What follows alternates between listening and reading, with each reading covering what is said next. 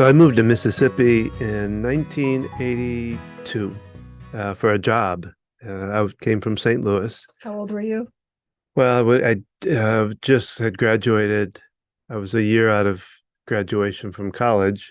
So I'm guessing I was 20, something like that. 22, 23, because it need to take 5 years going to college. Yeah, yeah. Anyways, to So set the you're, stage. you're better at that than I am engaging that. And I had to move to Jackson, Mississippi, which I wasn't real happy with.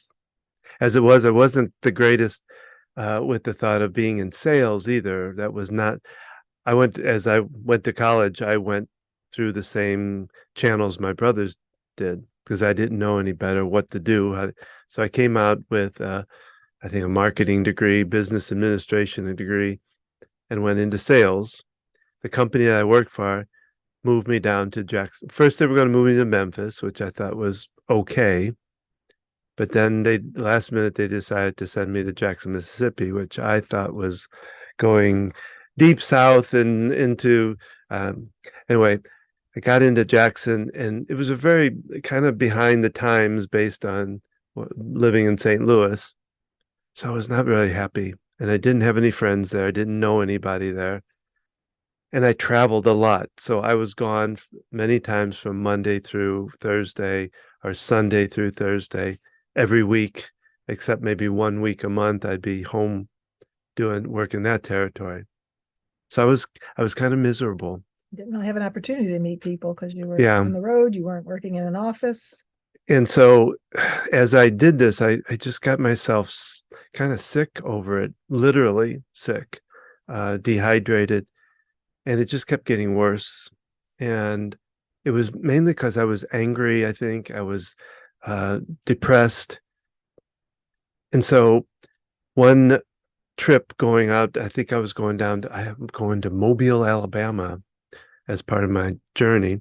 And I was heading down through Mississippi and I started to really feel bad. I thought I was going to literally pass out in the car as I was driving. And I saw a hospital sign and I pulled off. The next exit happened to be the hospital, as coincidence would be. And I literally took myself into the emergency room and told them what was going on and how, and I was nearly at a fainting point then. They got me hooked up with an IV and got me feeling better. Like I said, it was a lot of it was dehydration, but the bigger part of it was the mental part of just being depressed and just angry about life, that it was unfair or whatever. And I left that hospital and I continued on my journey to Mobile. I had a long talk with myself in the car, and I came to the conclusion that all I was doing was hurting myself by being so angry and so mad at the fact that I lived in Jackson, Mississippi and had no friends, all of that. And I made the decision that I was going to do it differently, that I was going to turn things around. I was where I was at. There wasn't anything I was going to be able to do about it at that very point. And instead of being mad and angry about it, I was going to try to enjoy life a little bit and make some friends. And that one trip, that one moment changed everything. Because when I got back, I ended up joining the Catholic singles group there. I started looking for a job because I did want to get out of Jackson. I wasn't, it just wasn't a great town for a single person to live in or anyway. And I did. I got a new job. I met a lot of friends there, which it did make leaving kind of tough because then I had made good friends there. But as it turned out, I had like 3 or 4 really good friends, and we all departed at the same time. It was this, I don't, divine intervention or whatever you want to call it. But Dale and Jody moved to California. My friend Kathy moved to Chicago and got married. And one of my other friends departed somewhere else too. I can't remember where that was.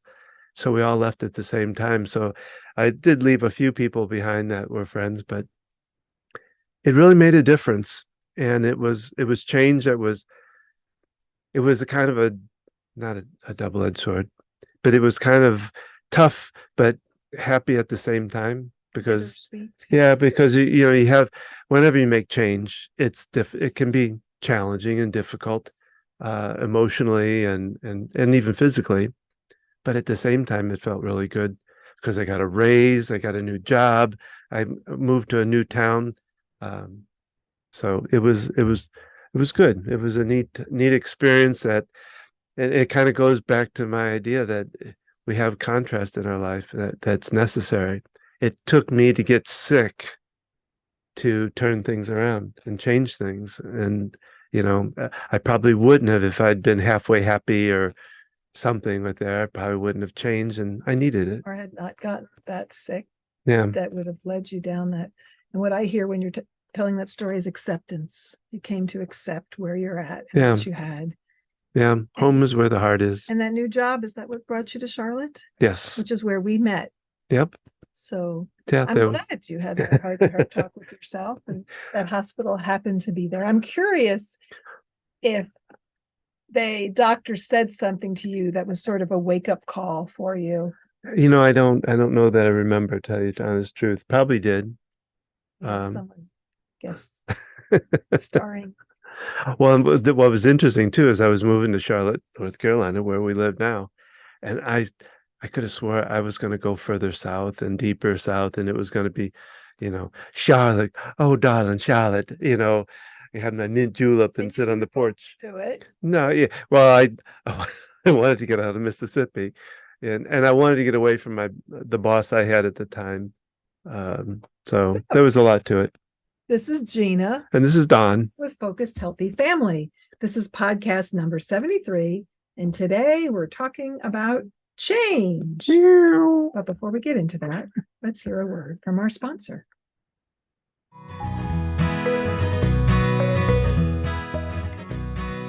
Our sponsor is Q Sciences. I've been a representative for Q Sciences for over a year. I found this company through a friend and did some research and reading about these products. And I really liked what I found when I learned about them. The research and time that they've put into the quality of these products to be better absorbed into the body. Things like the vitamin D spray. Our youngest was on a capsule vitamin D, and yet vitamin D levels remained the same with follow-up checkups. And with the spray, it increased. Pretty strong. Almost double. Yeah. And I mean, we're talking her levels were maybe 20. And I want to say they went up to 47 or something around that range. And the sleep spray is another great one. It's got melatonin, 5-HTP, and I believe another herbal supplement in there.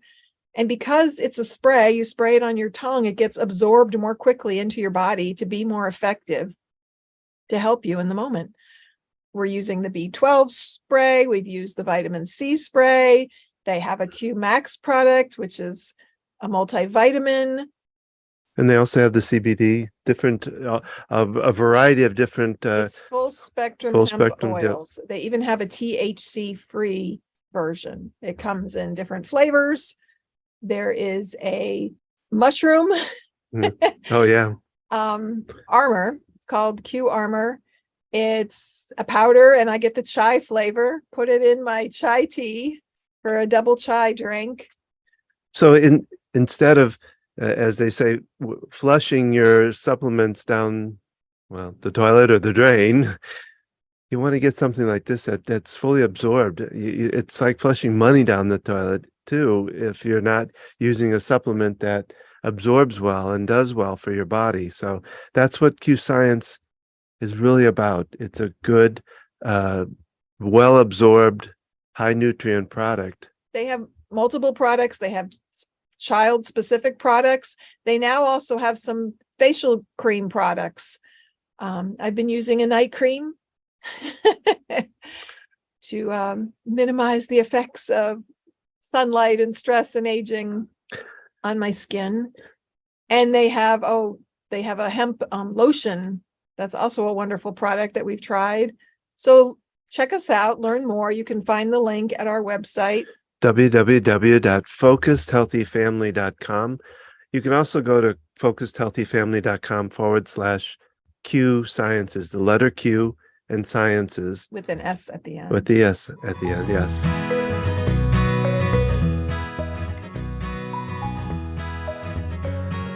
And we're back.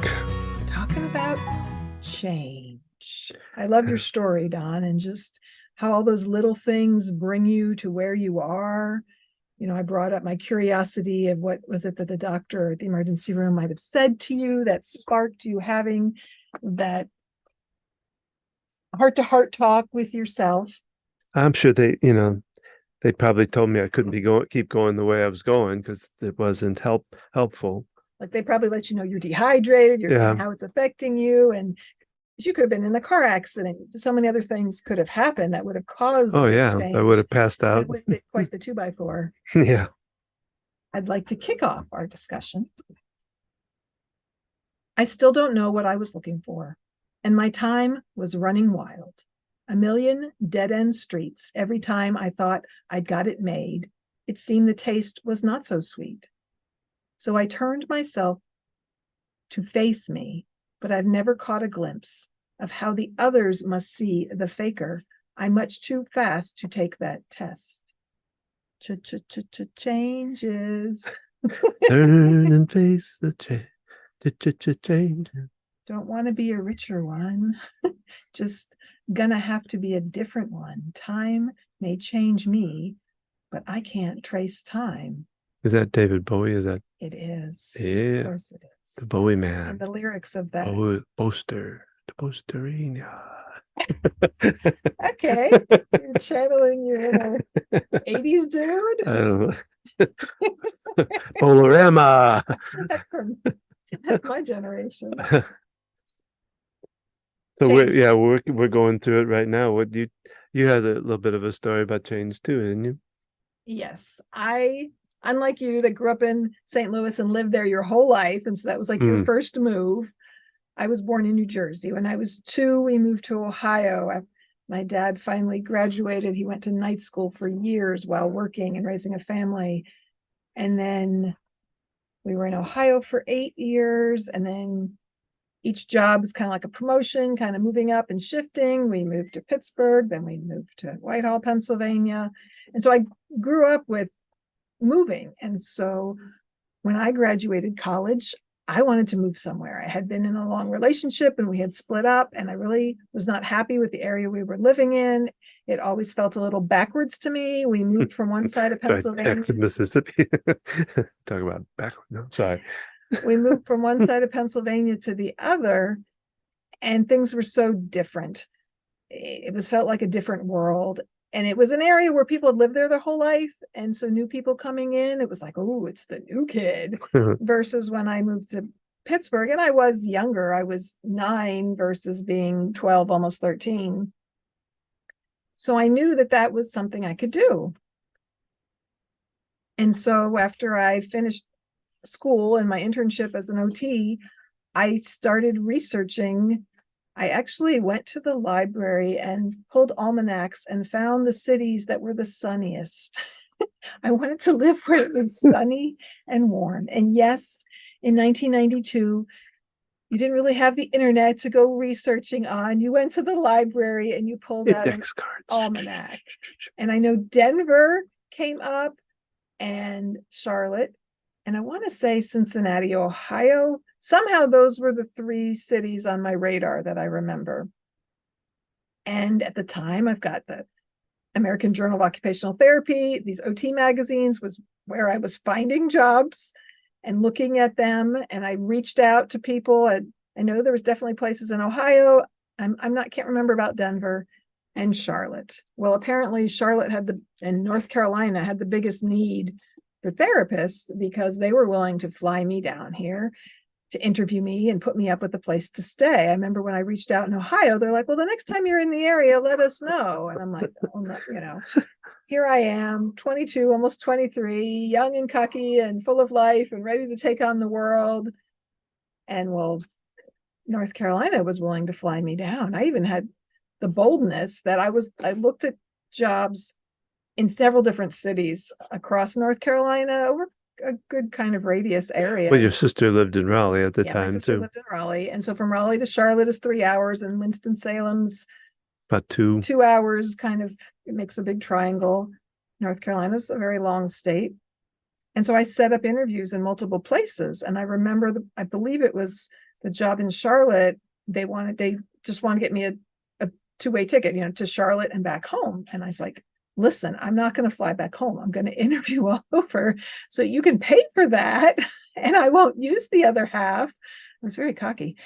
And at the time there was such a need Still is. that it was to my advantage that they were desperately in need of therapists.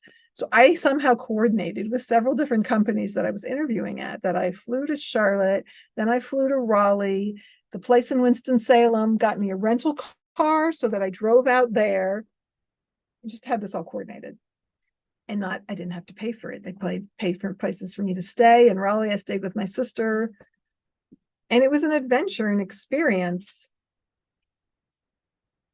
And We're recording, sweetie. she told me to come down with it. It's okay. As we always tell people, parenting comes first. That's right. And so my little eruption there from our child is okay. So where were we? You were talking about they paid for your trip and all that, and you were cocky, as she still is. And I was jumping at this opportunity to move. And after being in college and living on campus at a small school for 4 years, and just that camaraderie, when you move in a dorm, you're hanging out with these people, it's like a big party, you get to know each other real easily. And so I moved to an apartment in Charlotte. I did all the fun trips, finding a car with my dad and the apartment with my mom. And I got here diving in. I remember one of my fellow students from college, we did an internship at the same location. She's like, you just can't do that. You just can't pick up and move. And I'm like, why not? At the time, I got a car that gave me a 6-month deferral, because I showed I was a college graduate and I had a job. I didn't have to start making a payment right away. My parents helped me out, and I helped, pay them back for some things because you don't have a paycheck right away. And yet I jumped into this, and I remember moving into my apartment going, okay, people are going to come knock on the door and introduce themselves to me. And I allowed myself a week before I started work so that I could get adjusted. Well, what I didn't realize was I'm there all by myself. Mm-hmm. I'm alone for a week in a new place. And it's not a college dorm, and people aren't just knocking on my door. But I remember you telling you thought people would, though. I think you had this idea that they would come with welcoming arms and casseroles. Efforts, because there was somebody who taught like aerobics at the fitness center in the apartment complex, and I joined in on that. And I had met people when I had come to Charlotte and interviewed. I connected with people there and other young adults like myself. We had gone out afterwards. I had gotten a phone number of the one person, and was it Rhonda? Is that I about calling her when I was there, and I didn't quite do that yet, being kind of the shy, not the one who takes the initiative, but who easily joins in when invited by other people. And so that first week was a little tough. Yet once I got going to work and into things and getting to go visit my sister, who was a good 3 hours away, I took a big leap.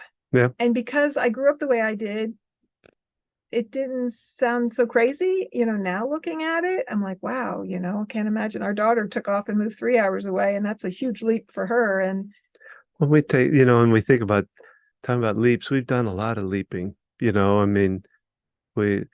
getting pregnant, with first time, we looked at it kind of goes to this idea, you can't wait till all the lights are green. Yeah, you had started your own business. We had all this planned, that you'd have a business from home, because I could make good money even part-time, and I'd go back to work, and because we decided we didn't really just want to put our child in daycare, that we wanted to be there and involved. And we made this whole plan, and you were growing your business, and everyone thought we'd wait a little longer till your business, because you weren't really generating income yet. And we said, I remember talking to you about what age, because you were 38 when our first child was born. And I remember you wanted to wait 5 years when we got married before we had a kid. And then you started I kind of pointed out to you, calculating how old you'd be. Well, yeah, I was at 38. This was my first child, but if I look back at my father, I was the last child and he was 38 when I was born. Was it 38 or 39? Well, some right around that age. Anyway, but it was just, he had already had 6 kids by the age of 38. So is that Interesting. interesting? But well, and we've taken leaps in a lot of different ways. We moving into uh the house. We decided when we were living at that house I had bought to take the leap, even though it probably affordability at the time wasn't, the best, Well, what we decided to do was rent the house. We had met other people who rented out houses. They bought a house, they fixed it up, they Yeah. rented it, and they acquired rental property, and it was a great source of income. And we really liked that idea. And we discovered that we could afford another house based on the rent income we could make at our current Yes. house. And we could get something a little bit bigger. And it was sort of because I was working less hours to be with our child more, our income was lower than it had been. And so it was a way for us to step up and to have a little more space. Yeah.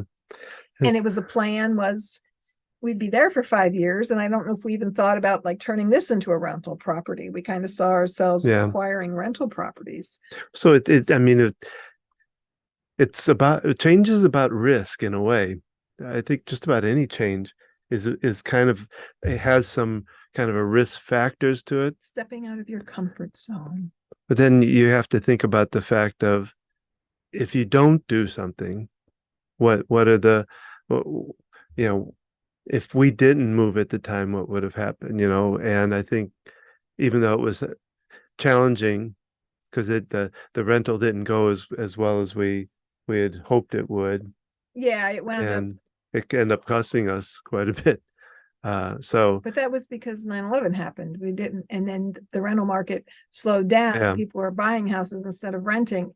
Change happens. We can't predict for that. And yet I'm glad we took the leap. Oh yeah, because going back to that neighborhood, and unfortunately for them, it had started to go down even as we were. I think that was another reason we decided to change was, remember, they were building that whole section on the back that was. And unfortunately then a year and a half or so later, when we chose to sell it, because realizing renting it was not going to be as lucrative as we had hoped, we kind of took a little bit of, not really we didn't take a loss, but we didn't. Yeah, well, we had used some of the equity in it to invest into this house. Right. And so change comes with risk, but it's a necessary risk, I think, in a way.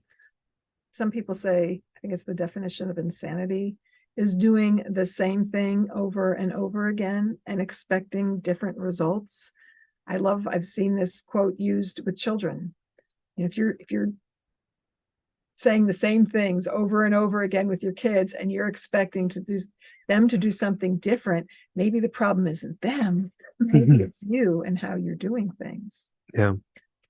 So change is a big focus of where we're at in our lives personally right now, because we decided to look at ways to consolidate some debt. And one way we researched a bunch of different things was selling. There's right now in the market in 2023 in Charlotte, North Carolina area, home values have gone way up. This is a place where people are moving into. There's companies now that will buy your home and fix it up for you, and you don't have to go through the hassle of fixing it up to list it and sell it and all the showings. And so we thought, let's just find out. We're getting all these messages. We'll buy your house. We knew we're in a desirable area. And let's just see. And we did. And the first company, the offer took forever and it was a little low and they didn't get back to us. And then the next company was like, oh, wow. And I don't think we need to do advertising for them necessarily by who they are. Do we? I don't know. We can find out if they'd like to advertise with us, and then we will. So it kind of leaped us forward. It was kind of a curiosity. We were looking at different options. And then we decided, okay, we're going to do this. And that's a big decision. We have lived here for 22 years. We've always I always joke that it was our 5-year house, and yet we've had a mortgage payment that was under $1,000 for years, and it's gone up a little more than that. And yet that's afforded us, to me, to work part-time, and you to grow a business, and us to be home with our kids. They're choices that we made to not have a lot of expenses. Because this area has grown, we've been able to refinance the house and take the equity to do upgrades, to do things that needed to be done. And it's also been, I'm realizing now as we're looking around, it's been a great place to live. As the area's grown and they built our outer beltway, we live within 5 minutes from this beltway that loops around the county. And so we can get a lot of different places. Like in half an hour, we can be in a lot of different places. And it's an ideal location. And we love that it's kind of an older neighborhood with trees. We haven't connected, like our kids, because they were homeschooled, we didn't connect a lot as far as our kids growing up with friendships. Kids have made a couple of friends, and yet it's felt safe and comfortable. And so as we're looking at moving in other areas, we're realizing what we like about this area, the things we do like about it. And it has afforded us this nice place. Our kids have grown up here, and it's all they've known. And I know for a time when we talked about moving, it was overwhelming, especially to our kids with anxiety disorders, that was just overwhelming to them. Well, now the youngest is on board and eager for something new, eager for change, eager for different things. Young teenage years, that's kind of all about that, testing the boundaries and the limits. Go ahead.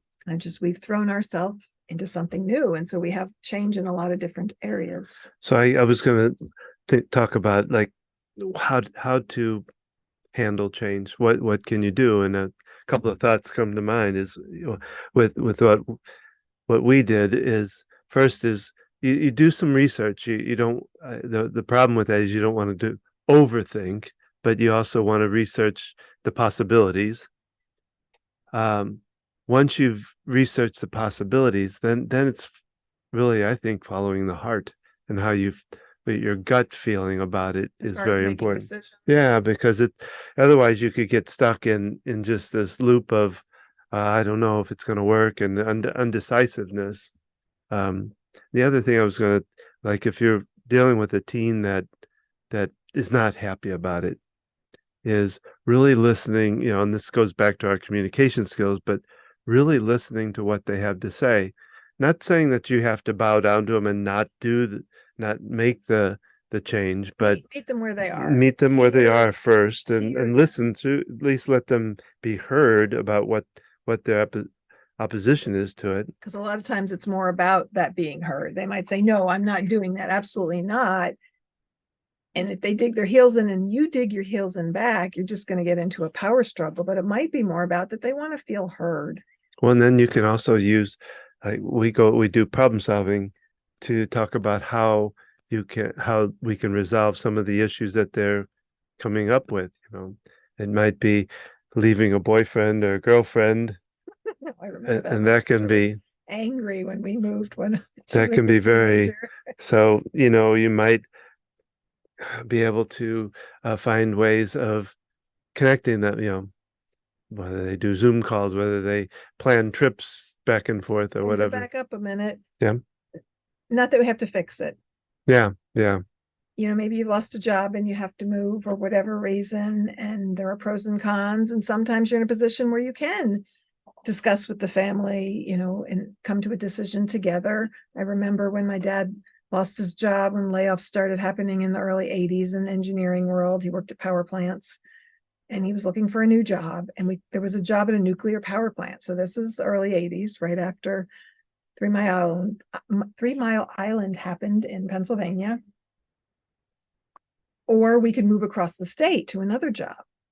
And so I remember talking about it as a family, staying where we were, but Dad, the risks of him working at a power plant. And at that time, I guess because that was out there, like, I don't remember specifically learning about 3 Mile Island. I was 11, 12, and yet I'm sure the basics of that information was out there. Anyway, so we all, except I don't know if my sister was on board because she had a serious boyfriend and did not want to leave yet. They came to us as a family.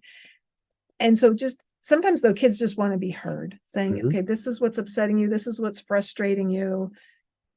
just being heard. And it's not that you have to fix it or solve it. Maybe there is some component of it that you can accommodate, because maybe it's not about the moving, but it's about a component of it. That I remember early years of homeschooling, one of my friend, her kid said they wanted to go to school and was trying to figure it out. Well, it turned out they wanted to ride a bus, or they wanted a lunchbox. And I remember with a group of homeschoolers, we took the city bus and went uptown with it into the uptown library to have that experience of riding a bus. And I think for my friend, it was just buying the kid a lunchbox and having those experiences. It wasn't really about going to school. So sometimes our kids just need to feel heard. And so that's a big step. And when you've got a lot on your plate, a lot going on, so we're looking at moving, we're having to clear out clutter, we're having to pack things up. We did a yard sale, we've got all this going on. And then, if someone's coming at you, well, I don't like that, or I don't want to do that. When you're busy, at least for me, it's harder to step back and listen and just let your kid be heard. I did a little bit of that today, even though we got a lot of cleaning up to do. I'm like, she just connecting with me. And I just really want to make that effort to be there and listen. It's just a really powerful tool. If your dad would have taken that job at nuclear, you could have been the nuclear family. I think that's a classification of families, a nuclear family. It's the immediate family. And that's So what we were anyhow. So you would have been. Now you could have to work on that. Labeled that. Label. Yeah, I'll do. Fine tune it. Yes. This doesn't quite radiate like it should. No. It leaves me a little foggy from the smoke. I'll have a meltdown over it. It was a very interesting documentary we watched about the Yes. Interesting to check out. So, it's change is necessary. I think somebody actually, it might have been Neil Donald Walsh, said that change is actually life, because it's a necessary. Well, if you think about it, change happens every second, because that minute wasn't the same as this minute is. And the only thing consistent is that this will change. Yes. Because this is always a new moment, and this is a different moment, and there's always some kind of shift happening. So if you can learn to accept the change and not beat it up or beat yourself up about it, it can make a big difference. It can change your life. And I'm just curious, Don, do we have something telling us how long we've been talking? Because usually I look at the clock. But the clock is blinking because of electricity with it.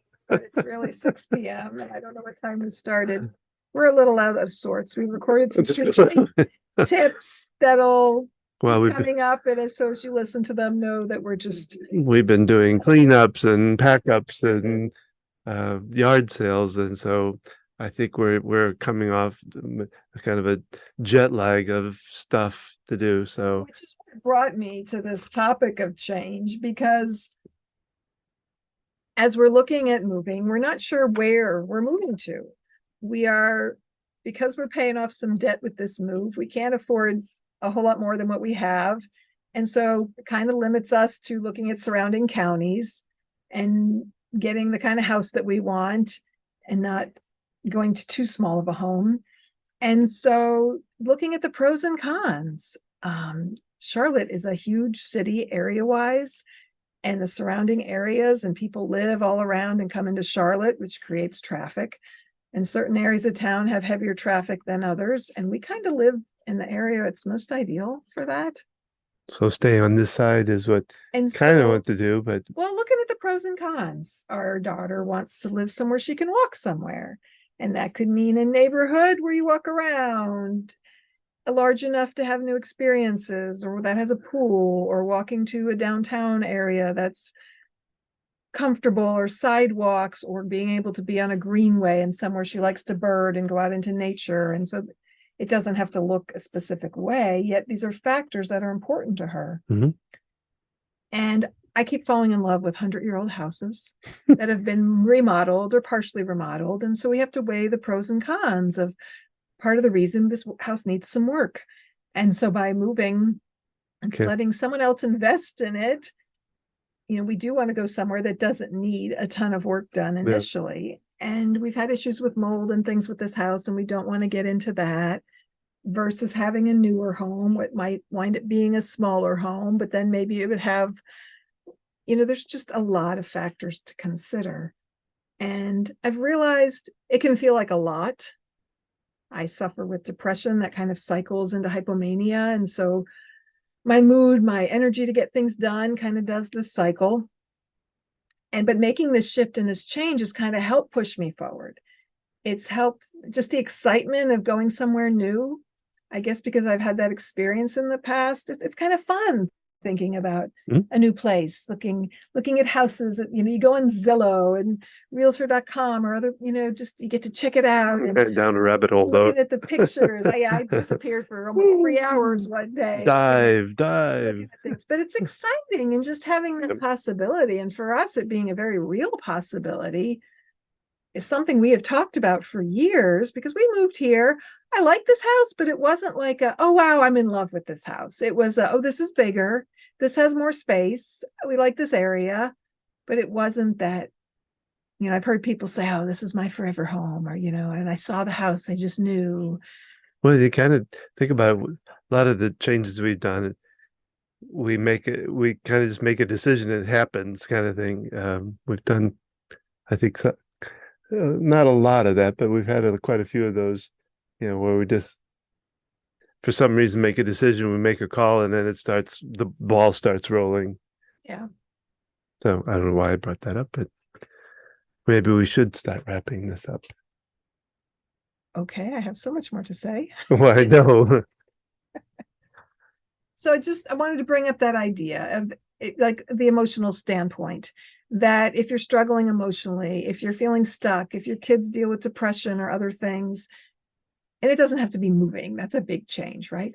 But sometimes taking a little change. I've read about feng shui years ago and rearranging things in your room, and that talks about the positioning and how it affects energy, but sometimes just rearranging a room. Like for our youngest, her older sister moved out on her own, and she moved to her room, and we painted it a color for her. And that was huge for her. It felt like her own then. Mm-hmm. It felt, and you can even do smaller changes. Let's take out the pictures down on your wall. You want to put them up differently, or how, doing our routine differently, or this isn't working. What can we do a little bit different now? Or going on a family trip and going somewhere new or different, just taking a day to do something different. Well, those physical changes can make mental shifts too. Yeah. And that's the, and that's, I think, the point. Right. And so it can work both ways. You can shift the way you're thinking, like you did after you had that experience getting sick in Mississippi.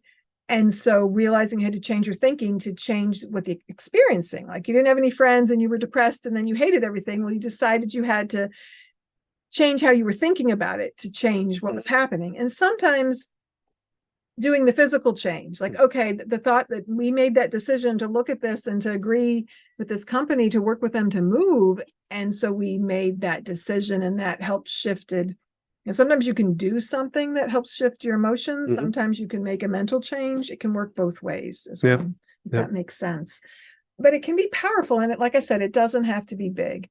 It can be something simple, like taking your kid to the store and saying, okay, I'm going to let you pick out foods for breakfast for this coming week. Or instead of reading a story tonight before bed, we're going to do shadow puppets on the wall. It can be simple things. Well, just can be, and if you're a person, I know a couple of people that only wear black, or only wear something different, wear something you normally wouldn't, or just to kind of change things up. Yeah, reading a different book than you normally would, browsing books at a bookstore or library, just bringing something new into your life, adding to what you're doing. I mean, that's how learning happens. That's how our brain grows. I'm talking about learning with children when they're doing something new, that's engaging the brain. But if you do something over and over again, then it's not new learning. So it's not as engaging in the brain. And that's where puzzles and different things, if it's new and you have to figure it out a new way, that is really growing the brain. And so there's just a lot of connections here with mental health, emotional health, physical health, even, right? When I'm depressed, I know I need to exercise, but then I can't get the energy up to do it. So then I beat myself up because I know what I should do and I'm not doing it. And then because I'm not doing it, I'm sitting around, and then my back gets sore because I'm sitting too much and I'm not moving much. And then because that happens, then I'm in pain. And because I'm in pain, well, then I don't want to walk because I'm in pain. Sounds like And then give the mouse a cookie book. it's a cycle. Mhm. And then my sinuses bother me. And then I'm literally sick. Like you talked about, that used to happen to me a lot when I was younger, a young adult, when we first met, would literally come down with sinus infections or other illnesses and things. And it would kind of like give me permission to be off work and to have a break and to reset. So now, instead of letting it go down that path, I try to take those times to refresh and re-energize. And for me, there's a lot of situational depression that I experience with my ups and downs. It doesn't really follow timeline or seasons, but just we've had a lot of big challenges over the years. And so having something to look forward to, having a little shift. I know when I've set up vacation plans with our timeshare and have that to look forward to, doing new things with our family, getting together at the holidays. The year you had open heart surgery, we had everyone come to us, and it was different, and it was exciting to be me, the one to plan and to do the meals versus my mom. And so there's just such a connection with mental health and change and shift. There's just a lot of ideas here. I need to really spell this out. We've covered a lot of different things, more than as far as summarizing it. It can be helpful to shift your energy, but also engaging your family, looking at the pros and cons. If you are looking to move or something like that, getting your kids' input, making a list of things, prioritizing. Well, and then following your heart too, following, what you can get all the advice in the world from Zillow and from whatever. Then take that advice and then see what feels right to you. And if it's a decision you're just making for yourself, do that with yourself. Well, yeah, but maybe it's picking out an outfit or a job, but when it affects other people, we've got to take that feeling into consideration. Yeah. So what feels like my child, it feels good to have somewhere they can walk. And it doesn't matter if it's a greenway or a city or a neighborhood, right? That feels good to them. And so we need to take that into consideration, and what feels good to you. And so that makes it a little more complex when you have multiple people involved in it. But there's just so much to unpack here and discuss. And this is why we are parent coaches and facilitators, or family coaches, and why we love working with people one-on-one, and why we love doing workshops to help you with all the different resources and skills we have acquired over the years, our own personal experience, and what we've learned from working with others. Well, and we're dealing with the sandwich generation, which is talking about huge change. Because it's juggling your needs, your children's needs and responsibilities, and your aging parent or other loved one. And it just adds to those levels of decision making that you have to make. So that's our podcast for today. We hope you've enjoyed it. We would love to hear from you. We'd love to get comments. We'd like to know if there's a subject that you'd like for us to cover. We'd love for that information. We love interviewing people. So if you have a particular area that we touch upon or that seems fitting, let us know. Yes. And, leave us a comment. So if you like what you've heard and you want to find out more about like our coaching program or our webinars and classes that we do, we also have our Tuesday tips. Every Tuesday we have a small podcast where we give a tip for a parent. We also do that by email. All of that can be found on our website, focusedhealthyfamily.com. You can follow us on Facebook, Instagram, Gina.focusedhealthyfamily. You can see my blogs where I write about these topics. And remember, how you speak to your children shapes their future and yours.